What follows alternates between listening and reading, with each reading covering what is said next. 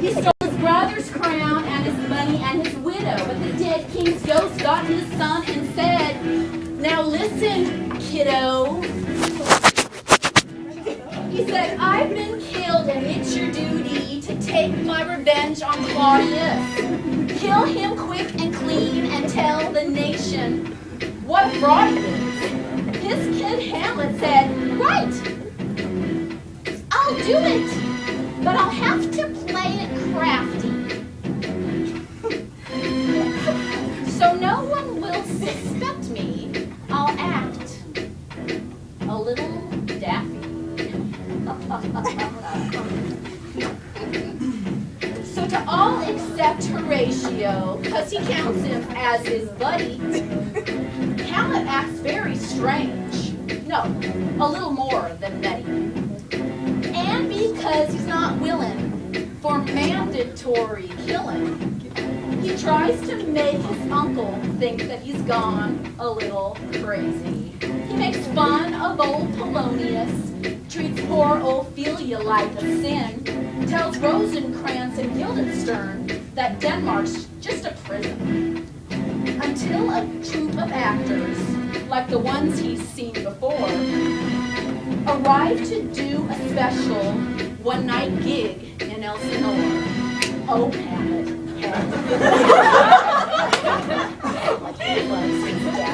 Hamlet. Hesitating. He wonders if the ghost's a fake. And that is why he's waiting.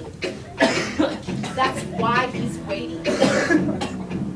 So Hamlet writes a scene for the players to enact. So Horatio and he can see if Claudius will crack. The play was called The Mousetrap. It's the one that the actors act. And then he and Horatio watch to see if the ghost is a fact. And sure enough, the king walked out before the final bow. Now we're just all so anxious to see what Hamlet will do now. But then he looks in and sees that Claudius is praying. So he doesn't take action because he might send him to heaven. So instead he goes to see his mom and he kills his girlfriend's dad and doesn't even feel the slightest bit sorry. So is he really mad? I'm asking you guys, is he really mad? He says that he's mad in craft. Well, what does that mean? Is he mad? So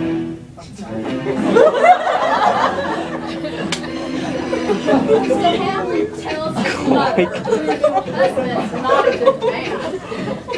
Uncle Claude takes out a contract with the English king as a hitman with Rosencrantz and Guildenstern to make quite sure he gets there.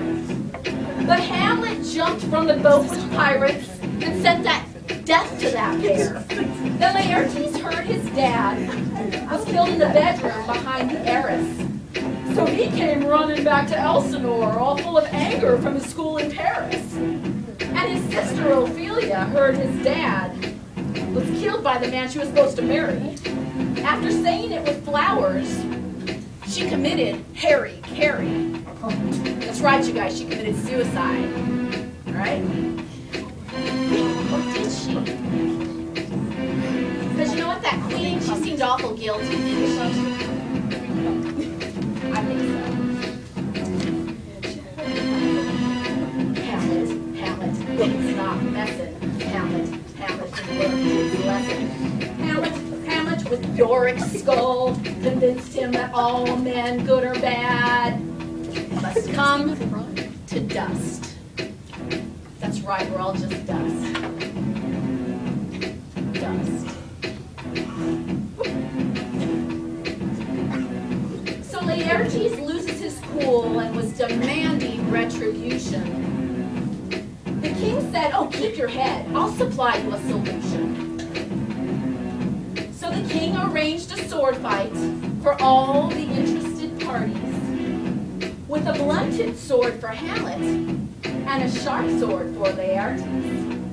And to make double sure, because he wanted to make sure he killed him this time, he fixed up a poisoned sword tip and a poisoned cup of wine. Right?